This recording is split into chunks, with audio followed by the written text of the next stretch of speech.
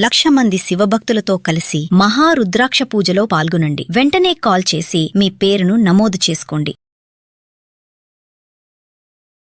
నమస్తే, welcome back to Suman TV. ప్రస్తుతం మనతో పాటు ఉన్నారు అనలిస్ట్ మందరి కృష్ణారెడ్డి గారు. సార్తో మాట్లాడదాం. నమస్తే సార్. నమస్తే అమ్మా. సార్, ఇప్పుడు అమెరికాలో 17 లక్షలు కడితే వేగంగా మనకి గ్రీన్ కార్డ్ వచ్చేస్తుంది అని చెప్పేసి అంటున్నారు. అసలు అంటే మరి గ్రీన్ కార్డ్ రావడానికి ప్రాసెస్ ఏంటి? మరి ఇప్పుడు ట్రంప్ ఉన్నటువంటి ఈ టైంలో ప్లస్ ఇంకోటి టారిఫ్ది ఒకటి హవా నడుస్తుంది. ఇప్పుడే 25% పెంచారు, మళ్ళీ ఇమీడియట్లీ మళ్ళీ ఇంకో 25%, మొత్తం 50% టారిఫ్ నడుస్తుంది. మరి ఈ టైంలో వీసాలో కూడా ఈ మార్పులు రావడము, అసలు 17 లక్షలు కడితే వేగంగా గ్రీన్ కార్డ్ రావడం అంటే ఏంటి? అసలు ఆ ప్రాసెసింగ్ ప్రీమియం ఫీజు అనేది, ఇవన్నీ ఒకసారి డీటెయిల్స్.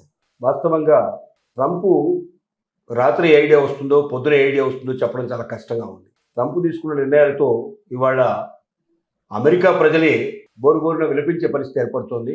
ప్రతి వస్తువు రేటు 2% నుంచి మొదలు పెడితే 10% దాకా పెరిగిపోయి అమెరికా ప్రజలు చాలా బాధపడుతున్నారు, చాలా కోపంతో కూడా ఉన్నారు.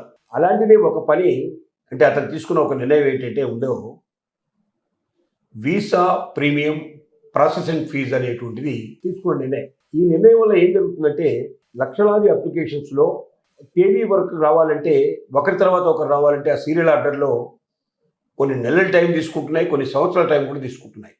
కొంతమంది 4 ఏళ్ల నుంచి కూడా వెయిట్ చేస్తున్న వాళ్ళు ఉన్నారు. అంటే కనీసం ప్రాసెస్ అవ్వడానికి, అంటే ఇంటర్వ్యూకి పిలవడానికి. ఇలా కాకుండా ఎవరైతే $20,000 ప్రీమియం ప్రాసెసింగ్ ఫీజు కింద పే చేస్తారో వాళ్ళ అప్లికేషన్స్ని మిగతా వాళ్ళ అప్లికేషన్స్ నుంచి వేరు చేసి తొందరగా ప్రాసెస్ అయ్యేటట్టుగా చేస్తారు. అంటే దీని అర్థం $20,000 కడితే వీసా వచ్చినట్టు కాదు. చాలామంది భ్రమపడుతున్నారు. వీసా రావడం కాదు, వీసా ప్రాసెసింగ్ కోసం వస్తుంది.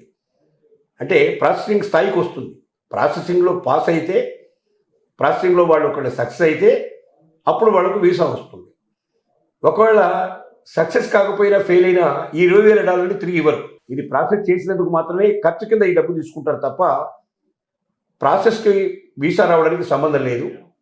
కాబట్టి $20,000 వీసా వచ్చినా రాకపోయినా అమెరికా గవర్నమెంట్కి మనం పే చేసుకున్నట్టే లెక్క. అంటే ఏదో ఒక రూపం లోపల వలసదారులని, అంటే ఇతర దేశాల నుంచి తమ దేశానికి రావాలనుకుంటున్న వాళ్ళ దగ్గర నుంచి డబ్బు పిండడానికి ట్రంప్ వేసినటువంటి మరొక ఎత్తుగడే. దీనివల్ల కోట్ల రూపాయలు ఆదాయం వస్తుందని నమ్మకం. అంటే వేల మంది కడతారు, లక్షల మంది కూడా కట్టినా ఆశ్చర్యపడాల్సిన అవసరం లేదు. అలా 4-5 లక్షల అప్లికేషన్స్లోంచి 1,00,000 అప్లికేషన్స్ ఒకళ్ళ ప్రాసెసింగ్కి వచ్చినా 1,00,000 ఇంటూ $20,000 చొప్పున అంత ఆదాయం అమెరికాకు వచ్చే అవకాశం ఉందనే ఉద్దేశంతో తీసుకున్న నిర్ణయం. కానీ ప్రాసెసింగ్లో మాత్రం చాలా కఠినతరమైనటువంటి నిర్ణయాలు తీసుకోవడం జరిగింది. ఒక వ్యక్తి యొక్క చరిత్ర మొత్తం సోషల్ మీడియా అంతా కూడా చెక్ చేసి ఆ సోషల్ మీడియా ద్వారా ఎక్కడైనా సరే అమెరికా దేశాన్ని అవమానపరుస్తూ కానీ, అమెరికాకు స్నేహపూర్వకమైన దేశాన్ని అవమానపరుస్తూ కానీ, ఎక్కడైనా అతనిలో కొంచెం విప్లవాత్మకమైన భావాలు ఉన్నట్టు అనిపించినా, అతను రేపొద్దున అమెరికాకి ఏదైనా విద్రోహం తలపెట్టే అవకాశాలు అనిపించినా, ఏ రకమైన భావం వాళ్ళకి కనిపించినా నిర్దాక్షిణ్యంగా వీసాని వాళ్ళు రద్దు చేసే ప్రమాదం ఉంది. వీసా జోలికి వెళ్ళడానికి అవకాశం లేదు. మళ్ళీ కొంత గ్యాప్ ఇచ్చిన తర్వాత కానీ వీసాకు మళ్ళీ అప్లై చేసుకునేందుకు అవకాశం ఉంటుంది. అంటే ఈ $20,000 ప్రాసెసింగ్ ఫీజు చెల్లించే వాళ్ళు తొందరగా తమకు ప్రాసెసింగ్ పూర్తవుతుంది, తొందరగా తమ అప్లికేషను వీసా కోసం వాళ్ళు పిలుస్తారు, ఇంటర్వ్యూకి పిలుస్తారు అనే నమ్మకంతో చేసుకునే పని ఇది. ఇంటర్వ్యూలో సెలక్షన్ అనేది ఈ డబ్బుకు ఏ రకమైన సంబంధం లేదు. ఇది పొరపడబడాల్సిన. ఎవరైనా $20,000 కడితే నాకు వీసా వచ్చేస్తుందన్న ఆశతో డబ్బు కడితే ఆ డబ్బు మాత్రం తిరిగి ₹1 రాదు. వీసా రాకపోయినా ఆ డబ్బు ఇవ్వరు. కాబట్టి దాన్ని దృష్టిలో పెట్టుకొని పే చేయగలిగే కెపాసిటీ ఉన్న వాళ్ళు ఎవరైనా ఉంటే పే చేసుకుంటే మంచిది తప్ప దీనివల్ల మాత్రం అదనంగా వీసాకు మాత్రం రాదనే విషయం గ్రహించాలి ప్రతి ఒక్కరు.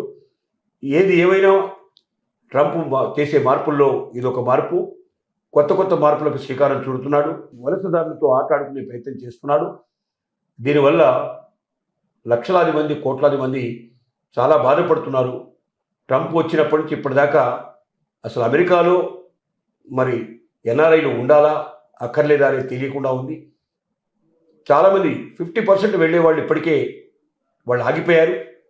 ఇంకా భవిష్యత్తు అక్కడి నుంచి వచ్చేవాళ్ళ సంఖ్య కూడా చాలా రోజు రోజుకు పెరిగిపోతూ ఉంది. మరి ఈ పరిస్థితుల్లో అమెరికాకు వెళ్ళి ఎవరైతే వెళ్ళదలుచుకున్నారో అమెరికాకి వాళ్ళందరూ కూడా స్వతంత్రంగా తమ చదువుకోగలిగే పరిస్థితులు ఉన్నవాళ్ళు మాత్రమే వెళ్ళాలి. అక్కడ ఉద్యోగాలు చేసి సంపాదించి నేను అక్కడ చదువుకుంటానని ఆశపడేవాళ్ళు మాత్రం అమెరికా వైపు వెళ్ళారు అంటే వాళ్ళు అరెస్ట్ అయ్యే ప్రమాదం ఉంది. ఎందుకంటే యూనివర్సిటీ జాబ్స్ తప్ప బయట జాబ్ చేయడానికి వీలు లేదు. యూనివర్సిటీలో కొద్దిమందికే జాబ్ దొరుకుతాయి తప్ప మిగతా వాళ్ళకి దొరకవు. బయట జాబ్ చేసిన మరుక్షణమే అతన్ని ప్యాక్ చేసి వెనక్కు పంపించే అవకాశం, అతని మీద పెనాల్టీలు వేసే అవకాశం, అతని శిక్షలు వేసే అవకాశం కూడా ఉంది. కాబట్టి ఇలాంటి ప్రమాదకరమైన పరిస్థితుల్లో ఎట్టి పరిస్థితుల్లో ప్రతి ఒక్క వ్యక్తి గ్రహించాల్సింది ఏంటంటే, మీరు అక్కడ చదువుకోదలుచుకున్నా లేక అక్కడ మీ ఉద్యోగం సంపాదించుకోవాలని కోరుకున్నా చక్కటి పద్ధతి ప్రకారంగా వీసాలోనే ఆ H1B వీసా అలాంటి ఏదైనా ఉద్యోగకరమైనటువంటి మంచి అక్కడ పేరు పొందినటువంటి సంస్థల నుంచి మీకు ఉద్యోగం వస్తే ఆఫరింగ్ ఉంటే మీరు వెళ్ళాలి తప్ప అక్కడికి వెళ్ళి ఉద్యోగ ప్రయత్నాలు చేస్తారని మీరు అనుకుంటే మాత్రం తప్పనిసరిగా పప్పులో కాలేసినట్టు అవుతుంది. ఈ విషయాలన్నీ దృష్టిలో పెట్టుకొని ప్రాసెసింగ్ ఫీజు పే చేయాలా అక్కర్లేదా? ప్రాసెసింగ్ ఫీజు పే చేసినంత మాత్రంలో వీసా రావడం కాదు, కానీ తొందరగా ప్రాసెసింగ్ పూర్తవుతుంది, వీసా వస్తుందో రాదో బయటపడుతుంది. అంతవరకు మాత్రమే ఆలోచించుకొని ముందుకు వెళ్ళాల్సిందిగా మనం విజ్ఞప్తి చేస్తున్నాం.